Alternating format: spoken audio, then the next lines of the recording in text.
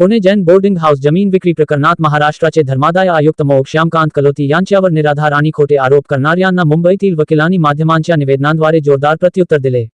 पत्रकार परिषदेत association of advocates practicing in charity ऑर्गनायझेशनचे अध्यक्ष ॲड. नितीन कदम, ॲड. Amol Inamdar, Mumbai charity advocates bar association, वठाई, मुंबईचे अध्यक्ष ॲड. जे. पी. शर्मा आणि ॲड. गागी पटोले यांच्या नेतृत्वाखाली मोठ्या संख्येने वकिलांनी महाराष्ट्राच्या धर्मादाय आयुक्तांवर निराधार आरोप करणाऱ्यांना विरोध व्यक्त केला आणि या विधानांचा तीव्र निषेध केला. सीनियर एडवोकेट है हमारे बार के, आग्रह करूंगा कि जो ऑर्डर 4 तारीख को दिया है उसके बारे में आपको थोड़ा सा संक्षिप्त में बताएंगे. जी 4/4/2025 ला जी माननीय धर्मादाय आयुक्त साहेबांनी ऑर्डर केलेली आहे ती एक तो ज्युडिशियल ऑर्डर आहे, ॲडमिनिस्ट्रेटिव्ह ऑर्डर नाही. त्याच्या विरुद्ध जर का कोणी त्याला anyone who is aggrieved by that order, he has right to challenge. There should not be any trial by the media against such orders. You are making allegations against a person of a district cadre of a district जज. To think twice before making such allegation. तुम्ही ही गोष्ट लक्षात घ्या की trustee charity कमिशनरकडे आले होते, त्यांनी प्रस्ताव दिला की आम्हाला अशी अशी जमीन विकायची आहे, त्याला परवानगी द्या. चॅरिटी कमिशनर ट्रस्टींकडे जात नाही. त्यामुळे सुरुवात कोणी केली? चॅरिटी कमिशनरने केली का? जेव्हा प्रस्ताव दाखल होतो त्याच्या अगोदर काही रिक्विजिट स्टेप्स घ्याव्या लागतात. त्या रिक्विजिट स्टेप्स असतात की आम्हाला जमीन का विकायची आहे, आम्हाला का गरज आहे, त्याला आम्ही एक कंपेलिंग नेसेसिटी म्हणतो की त्याच्याशिवाय पर्याय नाही, म्हणून आम्हाला जमीन विकायची आहे, त्यासाठी आपण परवानगी द्यावी. त्यानंतर त्याचा रिझोल्युशन पास होतो, त्याला करावा लागतो. तो सुद्धा एकतर एकमताने किंवा बहुमताने करावा लागतो. त्यानंतर त्याचं व्हॅल्युएशन करावं लागतं. आता मीडियामध्ये मी स्वतः ऐकलेलं आहे, ज्यांनी काय परिषद घेतली होती, जो काही काय याच्यावरती टिप्पणी करत होता जो सद्गृहस्थ, तर ही 230 कोटीची प्रॉपर्टी 450, 550, 500 कोटीची आहे. आता हे म्हणायचा अधिकार कोणाला आहे साहेब? जो व्हॅल्युअर आहे तो व्हॅल्युअर म्हणजे गव्हर्नमेंट अप्रूव्ड व्हॅल्युअर असतात, त्यांना तो अधिकार असतो, वकिलाला नसतो. चॅरिटी कमिशनरला पण हा अधिकार नाही त्याचं व्हॅल्युएशन ठरवायचा. व्हॅल्युएशन ठरवायचा अधिकार गव्हर्नमेंट अप्रूव्ड व्हॅल्युअर असतो.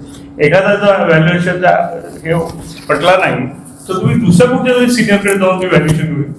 पण फक्त मीडियामध्ये रंगवायचा की 250 कोटीची प्रॉपर्टी, 500 कोटीची प्रॉपर्टी 250 कोटीला विकायला परवानगी दिली चॅरिटी कमिशनर. ह्याने काय होतं काय की लोकांचा चॅरिटी कमिशनरच्या हा धर्मादाय संघटनेवरचा विश्वास उडत जातो आणि त्याचा परिणाम सगळ्यांवरतीच होतो. आणि एकदा अशी बातमी आली की जो प्रस्ताव आता चॅरिटी कमिशनरच्या समोर असेल, आमचे दुसरे काही पेंडिंग मॅटर्स असेल, चॅरिटी कमिशनर प्रत्येकाकडे त्या नजरेने बघणार. आणि ही 30 कोटीची सँक्शन मागितली आहे, ही प्रॉपर्टी 80 कोटीची असेल, मग थांबवा, स्लो करा. ह्याने नुकसान बाकीचे जे जेन्युइन ट्रस्ट आहेत त्यांचं होतं. म्हणून ही जी परिषद आहे की आपण ह्याच्यापुरती रिस्ट्रिक्ट ठेवूया की दोष कोणाचा आहे तो मुळात बघितला पाहिजे आणि त्याचा दोषाचा खापर चॅरिटी कमिशनच्या उगाच डोकी फोडण्यात काही अर्थ नाही. आणि मला तुम्हाला सांगायला अतिशय अभिमानाने आणि आनंदाने आणि मी विश्वासाने सांगू शकतो, हे जे धर्मादाय आयुक्त आहेत ते आल्यापासून त्यांनी एकही असा निर्णय दिलेला नाही की तो निर्णय वादग्रस्त असेल. इव्हन सुप्रीम कोर्टाने त्यांच्यावरती इतका विश्वास टाकला होता आणि इतक्या मॅटर सुप्रीम कोर्टाने डायरेक्टली ह्या साहेबांकडे, चॅरिटी कमिशनकडे, जे कलोती साहेब आहेत त्यांच्याकडे विश्वासाने पाठवल्या. त्या विश्वासाने त्यांनी त्या ऑर्डर्स पास केल्या आणि त्याचा मोठा नंबर होता, कमी वेळ होता, तेवढ्या वेळात त्यांनी पूर्ण हे केलं आणि त्यांना त्या ऑर्डर करता यावं म्हणून आम्ही सुद्धा त्यांना सहकार्य दिलं. आम्ही आमच्या मॅटर त्या दिवसात चालवल्या नाहीत कारण त्यांना वेळ मिळणार नाही म्हणून. त्यांनी तेवढ्या मॅटर चालवल्या आणि त्यातली एकही मॅटर परत आलेलं नाही. इतका विश्वास जर सुप्रीम कोर्टाने टाकलाय त्यांच्यावरती तर उगाच काहीतरी खोटे आरोप करून त्यांना बदनाम करणं ह्याच्यामध्ये काही हे नाही, तथ्य नाही त्यात. म्हणून मी आपल्याला एवढं सांगू इच्छितो की प्रस्ताव ट्रस्टींकडून येतो ट्रस्टी जेव्हा प्रस्ताव पाठवतात तर ट्रस्टींनी समजा एखादी माहिती लपवली असेल, जसं ह्याच्यामध्ये ते मंदिर वगैरे होतं ते काय लपवलं वगैरे असा आरोप आहेत वगैरे. आता त्याची आम्हाला म्हणजे मला प्रत्यक्ष माहिती नाही म्हणून मी काही बोलत नाही, पण जर अर्जदारांनी काय माहिती लपवली असेल आणि माझ्या माहितीनुसार आमच्याकडे ही पद्धत आहे, ऑर्डर करायच्या अगोदर आम्ही एव्हिडन्स ॲफिडेव्हिट घेतो, शपथेवरती त्या ट्रस्टींना आम्ही लिहून घेतो त्याच्याकडून की ही वस्तू स्थिती आहे. तर त्यांनी त्याच्यात सुद्धा जर मंदिर दाखवलं नसेल किंवा मंदिराची हे वगळलं असेल, लपवलं असेल, तर ह्याचा दोष कोणाचा? चॅरिटी कमिशनरचा नाही. चॅरिटी कमिशनरनी जर प्रोसिजर पाळलं नसतं तर आपण चॅरिटी कमिशनरला दोष देऊ शकलो असतो. आणि जर ट्रस्टींनी जर जाणीवपूर्वक विचारपूर्वक काही गोष्टी लपवल्या असतील आणि त्याप्रमाणे जर त्या ह्यानी जर ऑर्डर झाली असेल तर त्याला चॅलेंज करणं हा तर एक आहेच. आणि मला एक प्रामुख्याने तुम्हाला सांगावं असं वाटेल, जर त्यांना किंचितही काहीतरी स्वारस्य असतं तर त्यांनी स्टे दिला नसता. त्यांनी विचारल्यानंतर त्यांनी लगेच स्टेटस केलाय. त्यामुळे चॅरिटी कमिशनरना ह्या प्रकरणामध्ये गोवण्याचा जो प्रकार केलाय तो निंदनीय आहे, म्हणून त्याचा आम्ही निषेध करतोय. त्यासाठी ही आपण सगळ्यांनी उपस्थित राहून आम्हाला जे सहकार्य केलं त्याबद्दल आपल्या सगळ्या बंधूंचं भगिनींचं मी आभार मानतो. Charity commissioner joint charity commissioner म्हणून काम करत, अशा पद्धतीने जर आपण त्यांना एक फेअरफुल वातावरणामध्ये म्हणजे जर मीडियाने असं कंट्रोल केलं तर त्यामुळे सगळ्या ह्या ट्रस्टच्या कार्यपद्धतीवर त्याचा परिणाम होईल. आणि बरेचदा काय होईल की म्हणजे जिथे आता समजा अपॉइंटमेंट ऑफ ट्रस्टी आहे, लोनचे जे केसेस आहेत ते सगळ्या ह्याच्यामध्ये दिरंगाई होईल आणि ह्याचा परिणाम सामान्य जनतेवर. म्हणून आमच्या वकील संघटनेमार्फत आम्ही ह्या म्हणजे हा मीडिया ट्रायल होऊ नये म्हणून आम्ही याचा विरोध. जैसे कि नितिन कदम जी ने बताया ये कि मीडिया ट्रायल नहीं होना चाहिए, जुडिशियल ऑर्डर को रिस्पेक्ट देना चाहिए और ट्रस्टी लोग खुद ही आते हैं. इन्होंने जो संक्षिप्त में बताया और उसी के लिए हम लोग आपको बुलाया गया है. और जो ये मीडिया के माध्यम से बदनामी किया गया है चैरिटी कमिश्नर का, कलोधी साहब का, माननीय मुख्यमंत्री देवेंद्र फडणवीस जी का, और उसके साथ साथ हमारे चैरिटी ऑर्गेनाइजेशन के जितने भी संस्थाएं हैं सभी का बदनामी इसमें हुआ है. उस बदनामी को आगे नहीं होना चाहिए, इसीलिए जो अफवाहें फैलाई गई है उसको हम लोग खंडन करते हैं, उसका हम लोग निषेध करते हैं. और रणपिसे साहब ने भी बताया वही बात है कि ये जुडिशियल ऑर्डर है और ये ऑर्डर को चैलेंज करने के लिए वही पार्टी बॉम्बे हाई कोर्ट में रिट पिटीशन दाखिल किया है. और जब तक उसका निकाल नहीं लगता है तब तक यह कोई कहना गलत है कि चैरिटी कमिश्नर साहब ने, कलोधी साहब ने जो जजमेंट दिया है 4/4/2025 को वो सही है गलत है. उसको इंतजार करना चाहिए, उसके बाद मीडिया में जाना चाहिए. लेकिन राजनीतिक लोग अपना स्वार्थ लोग खुद फायदे के लिए ये सब प्रोपेगेंडा अफवाह फैलाए हैं जिससे हमारे ऑर्गेनाइजेशन का बदनामी हुआ है. उसके लिए हम जो भी अफवाहें फैली हैं मीडिया में माध्यम से हम उसका बहिष्कार करते हैं, उसका खंडन करते हैं, उसका निषेध करते हैं. नहीं, मानधान का दावा करने का इसमें सवाल नहीं आता, क्योंकि ये जो एलिगेशंस लगे हैं, जो अफवाहें, जो बदनामी किया गया है वो डायरेक्ट महाराष्ट्र राज्य के जो चैरिटी कमिश्नर कलोधी साहब हैं उनके हैं. आपने देखा होगा एक मीडिया पूना का है, उनका संबंध बता दिया कि ये मौसेरी भाई हैं सीएम जो मुख्यमंत्री फडणवीस साहब के. इसके लिए वो लोग का हम लोग उसके खिलाफ नहीं जाना चाहते, न उसके ऊपर टिप्पणी करना चाहते हैं.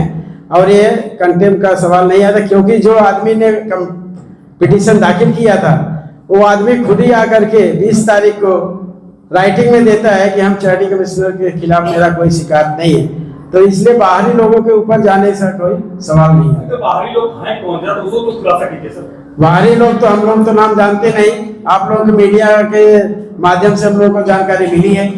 तो जो मीडिया वाले हैं तो क्या उनको नोटिस देंगे, क्या उनसे कुछ पूछताछ करेंगे? अब उसके ऊपर हम लोग विचार करेंगे तथ्य मिलने के बाद.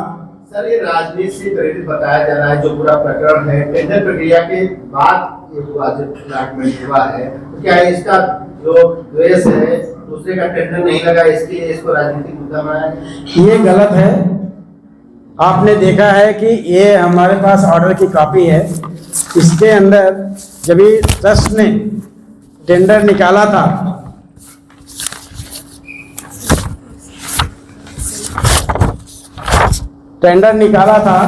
उस समय 3 टेंडर आए थे, गोखले लैंडमार्क एलएलपी, भाड़ेकर डेवलपर और अजनेकर रियल्टी। ये 3 टेंडर आए थे। सबसे ज्यादा जो टेंडर था 230 करोड़ का वो गोखले लैंडमार्क था। तो चैरिटी कमिश्नर को तो वही देखना है कि ट्रस्ट का कितना फायदा, कैसे फायदा हो जाए। जो ज्यादा ऑफर दिया उसके नाम से परमिशन उन्होंने दिया। ये अभी यहाँ इस कॉन्फ्रेंस को आने के पहले मैंने टीवी पे देखा, टीवी पे ये खबर आई थी कि गोखले जिसके नाम से टेंडर निकला है उन्होंने ट्रस्ट को ईमेल भेजा है कि हम ये टेंडर कैंसिल करते हैं, विड्रॉ करते हैं। तो उसका मतलब ये हो गया कि पूरी बात खत्म हो गई। तो आगे जाने क्या मतलब है? और अगर गोखले ने टेंडर विड्रॉ कर लिया तो इसका मतलब राजनीतिक एक उठापटक के कारण वो पीछे हट गए, ट्रस्ट की जमीन लेने। ये तो मैं नहीं बता सकता, हम उसके बारे में नहीं बोल सकते, कमेंट नहीं कर सकते। सर क्या आयुक्त महोदय ने मुख्यमंत्री या सिस्टम को पूरा उन्होंने कंप्लेंट दिया है या ये जो अपना विरोध जताने का काम किया है? नहीं, देखिए चैरिटी कमिश्नर जो पोस्ट होती है वो जुडिशियल ऑफिसर है, डिस्ट्रिक्ट जज हैं रहते हैं, तो उनका हर कंप्लेंट पे लिखने की जरूरत नहीं है। वो डिपार्टमेंट उनका अलग है, उनका गार्जियन हाई कोर्ट रहता है, वो देखेंगे। लेकिन अभी तक ऐसी कोई जरूरत नहीं है। हम लोग बाहर की तरफ से उनका खंडन कर रहे हैं, जब उनकी जरूरत पड़ेगी तो करेंगे, जरूरत नहीं है इसकी। तो रास्ते में ट्रेंड चला है चुनाव आयुक्त पर आरोप लगाना, धर्मदाय आयुक्त पे आरोप लगाना, लेकिन आरोप लगाने से पहले उसको कुछ तथ्य देते हैं। इसीलिए तो हमने लिखा है, ये जो आया है आपको निषेध किया है उसमें लिखा है कि बिना उसका तथ्य जाने, जानकारी लिए, पेपर वर्क किए, सीधा एलिगेशन आरोप तय कर दिया कि चैरिटी कमिश्नर ने ऐसा किया वैसा किया। तो ये तो होना चाहिए था। दो एसोसिएशन के आप अध्यक्ष बैठे हैं, जिनका वकालत का अनुभव है, क्या आपको लगता है कि जानबूझ करके ये बदनाम करने की कोशिश की गई? हमको तो लगता है क्लियर कट, लगता नहीं दिखता है। जिस तरह से मीडिया में आ रहा है और मीडिया में जो एग्रीव पार्टी है, जो कंप्लेनेंट हैं, वो तो मीडिया के सामने आज तक नहीं आए। उनके बिहाफ में पूरी मीडिया के लोग के सामने जाकर के इंटरव्यू दे रहे हैं, तो वो तो गलत है। मेरी 40 साल से ज्यादा वकालत हो गई है, ऐसे प्रसंग हमने बहुत देखे हैं। हर प्रसंग में कुछ ना कुछ तो होता ही है, तभी उसका बात का बतंगड़ बनता है। ऐसा नहीं होता है कि कुछ भी नहीं है और कुछ ना कुछ होता है, लेकिन कोई करता कोई है, बोलता कोई है और जाता बढ़ते डायरेक्शन में जाता है। ऐसा है, यानी मुझे ये शॉर्ट में बताना है, जो कुछ दिमाग में आया होगा और ट्रस्टी के दिमाग में आया होगा पहले कि हमको क्या करना है, ये प्रॉपर्टी बेचना है, नहीं बेचना है, बेच के क्या करना है। क्योंकि चैरिटी कमिश्नर के सामने आने के पहले उनको सब बताना पड़ता है कि प्रॉपर्टी बेच के जो पैसा आएगा 230 करोड़ रुपया आएगा, उसको क्या करेंगे, उसको बताना पड़ता है उनको कि उसको ट्रस्ट के माध्यम के लिए, ट्रस्ट के हित में हम कैसा इन्वेस्ट करेंगे या क्या करेंगे। वो पूरा प्रोसीजर उनको पूरा क्या बोलते हैं उसको कंप्लीट सर्कल के हिसाब से बताना पड़ता है। हम ये स्टेप लेंगे, ये करेंगे वगैरह वगैरह। तो वो पूरा सोच के ट्रस्टी आते हैं चैरिटी कमिश्नर के पास। और चैरिटी कमिश्नर क्या होता है, एक बात सिंपल समझ लीजिए, ये सैंक्शन जो होती है, ये charity commissioner is like a watch dog on behalf of the general public. उनका काम है ये जो ट्रांजैक्शन उनके सामने आया है वो सही है या गलत है वो देखना, और जनरल पब्लिक के इंटरेस्ट में उसको देखना कि ये जो काम किया है उन्होंने प्रॉपर स्टेप यानी प्रोसीजर प्रॉपर फॉलो किया है कि नहीं, डॉक्यूमेंट प्रॉपर है क्या, वो जो करने वाले जो स्टेप्स लेने वाले वो ट्रस्ट के हित में है क्या, ये सब देख के वो एक तो एप्लीकेशन अलाउ करते हैं या रिजेक्ट करते हैं। ऐसा नहीं कि अलाउ ही करना चाहिए, वो रिजेक्ट भी कर सकते हैं। तो वो सोचने के लिए वो उनके जुरिडिक्शन में आता है। उनको लगता है कि एक काम करने से, सैंक्शन देने से ट्रस्ट का फायदा है तो सैंक्शन देते हैं। उनको लगता है कि ट्रस्ट के हित पे नहीं है तो सैंक्शन रिफ्यूज करते हैं, डिक्लाइन करते हैं, एप्लीकेशन रिजेक्ट करते हैं। उसके बाद में एप्लीकेशन अलाउ किया या रिजेक्ट किया, जो एग्रीव पार्टी है वो हाईकोर्ट में उसको रिपिटिशन के हिसाब से चैलेंज करे। इधर कोई उसका रेगुलर चैलेंज करने के लिए दूसरा कोई सेक्शन नहीं है, इसके लिए रिपिटिशन ही फाइल करना पड़ता है। और जैसा अपने इसमें फाइल हुआ है और जैसे मैं अभी बताया, वो गोखले वालों ने तो ईमेल भेजे कि हम वापस ले रहे हैं, तो वो 1 मिनट में रिपिटिशन भी विड्रॉ हो जाएगा, सब बात खत्म हो जाएगा। अभी एक बात बताना चाहता हूँ कि जो 4 अप्रैल 2025 में करोती साहब ने जो सेल परमिशन दिया था गोखले कंपनी के फेवर में, उसमें एक क्लास उन्होंने डाल दिया था कि the deed of sale transfer be executed only after receipt of the entire amount of sale consideration. ये ऐसा जजमेंट बहुत कम देते हैं, लेकिन उन्होंने ट्रस्ट का इंटरेस्ट को सेफगार्ड करते हुए जजमेंट दिया कि जब तक पूरा पैसा नहीं आता ट्रस्ट के अकाउंट में 230 करोड़, तब तक ये सेल डीड रजिस्टर भी नहीं होगा। इससे ज्यादा सेफगार्ड क्या कर सकते हैं चैरिटी। इसके बावजूद भी लोग उनके खिलाफ शिकायत या बदनामी कर रहे हैं, वो गलत है, उसकी निंदा हम लोग करते हैं।